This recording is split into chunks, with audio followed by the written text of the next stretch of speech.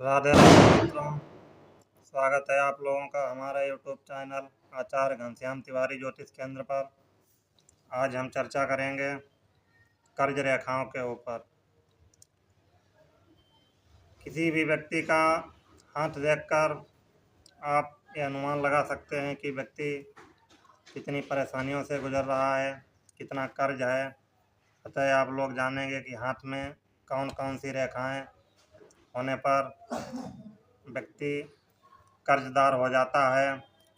कुछ रेखाएं ऐसी भी होती हैं हथेली में जिनके होने पर कर्ज हो भी जाता है और उतर भी जाता है। कुछ ऐसे चिन्ह होते हैं जो एक बार व्यक्ति के ऊपर कर्ज चढ़ जाए तो फिर जीवन में उतारना मुश्किल हो जाता है। तो बने रहिए, वीडियो पूरा ध्यानपूर्वक देखें, सारी जानकारी आप लोगों को समझ में आ जाएगी। अगर ये हमारा शुक्र का स्थान होता है, शुक्र पर्वत पर इस प्रकार एक रेखा, इसे सूर्य रेखा भी कहते हैं, सूर्य रेखा बनती है और इसके साथ में ऐसी छोटी छोटी रेखाएं बनती हैं और ये इधर से दो मुखी और इधर से भी दो मुखी हो जाती है।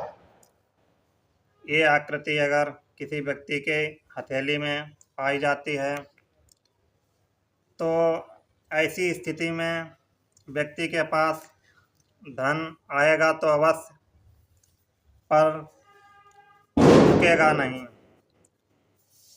धन के एक से अधिक स्रोत होंगे। जिस प्रकार आप देख रहे हैं कि 3 रेखाएं हैं, तो 3 ही या 3 से अधिक स्रोत हो सकते हैं धन आने के। पर ये स्थिति जो है हृदय रेखा को टच कर रही है, ये बी की आकृति। इससे पारिवारिक दिक्कत, परिवार में बीमारियों की समस्या या परेशानी लगी रह सकती है, जिससे धन आएगा पर रुकेगा नहीं। साथ ही साथ अगर इस प्रकार एक दूसरे को कोई रेखा काटे, जैसे इस रेखा ने ये तीनों रेखाएं काट दी, या कोई रेखा ऐसे इधर से नीचे से ऊपर की तरफ आए और तीनों रेखाओं को काट दे, तो ऐसी परिस्थिति में भी धन आएगा पर बर्बाद होता रहेगा। धन का संग्रह व्यक्ति के पास नहीं हो सकेगा। दूसरा, ये हमारा बृहस्पति पर्वत होता है। बृहस्पति पर्वत यदि गड्ढे में हो, सामान्य उभार ना लिए हुए हो और यहाँ पर इस प्रकार बेड़ी रेखाएं किसी व्यक्ति की हथेली में हों, तो ऐसा व्यक्ति भी कर्जदार हो जाता है। तीसरा है कि हमारी शनि, ऋण, रोग और शत्रु, शनि के 3 पर्व होते हैं। ये शत्रु का होता है, ये रोगों का होता है। पैसा व्यक्ति का रोगों में लग जाता है, जिसके कारण व्यक्ति रोगी भी बना रहता है और पैसा दवाई में बर्बाद होता रहता है, जिसके कारण धन का संग्रह नहीं हो पाता और व्यक्ति कर्ज ले लेके अपना इलाज कराता है, कर्जदार हो जाता है।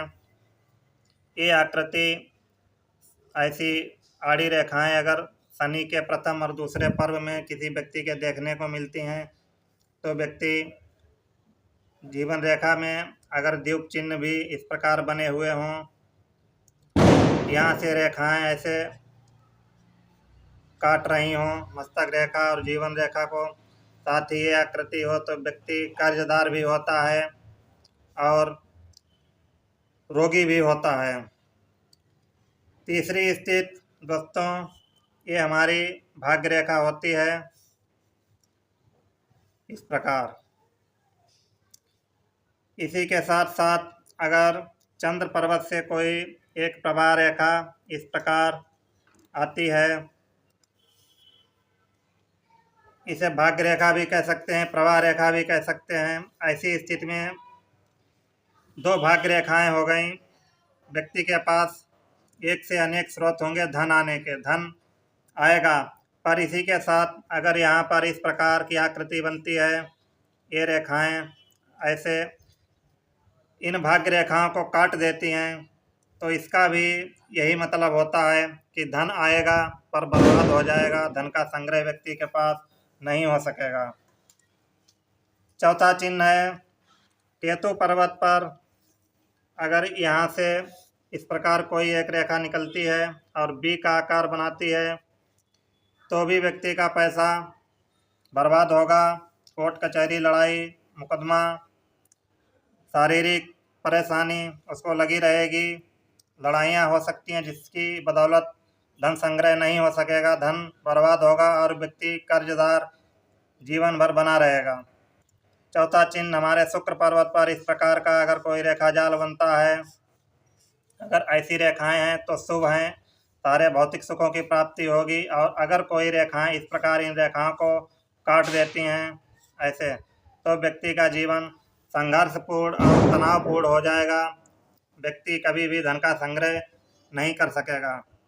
तो ये कर्ज की रेखाएं थीं जो व्यक्ति के पास धन होते हुए भी व्यक्ति आजीवन कर्जदार रहता है, एक बार कर्ज उतारता है फिर से कर्ज चढ़ जाता है, कभी भी धन का संग्रह नहीं हो पाता है। अच्छी भाग्य रेखा होने के बावजूद भी ऐसे व्यक्ति अगर किसी रेखा द्वारा या भाग्य रेखाएं काट दी जाती हैं तो व्यक्ति का जीवन संघर्षित हो जाता है, धन का संग्रह नहीं हो पाता है।